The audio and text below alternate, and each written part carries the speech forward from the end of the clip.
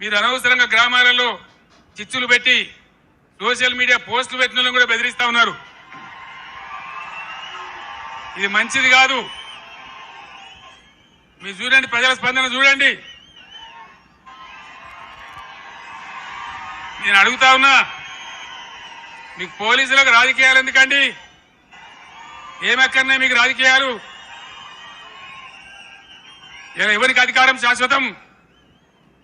మేము 10 ఏళ్ళు ఉన్నాం ప్రభుత్వంలో.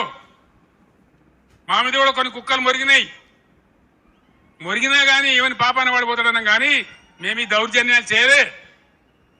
మేము ఉన్ననాడు కనుక పోలీసులు ఇయ్యాల చేసే దౌర్జన్యాలు పోలీసుతో చేయిస్తే ఈ కాంగ్రెస్ వాడు ఒక్కడు మిగులునా అసలు ఈ రాష్ట్రంలో? మేము అటుపోలే, ఆ దారి పట్టలే. మేము ప్రజల సంక్షేమం కోసం పనిచేసినాం, 24 గంటల కరెంటు కోసం పనిచేసినాం, పేద ప్రజల ఆకలి తీర్చాలని పనిచేసినాం, ముసలి మురిగ వాళ్లకు 2000 రూపాయల పెన్షన్ ఇచ్చి ఆదుకున్నాం.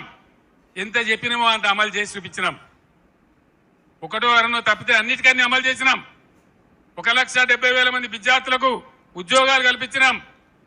అన్ని కూడా చేసినాం. సరే, జరిగింది ఏదో జరిగింది. భవిష్యత్తులో ఇప్పుడు జరగాల్సింది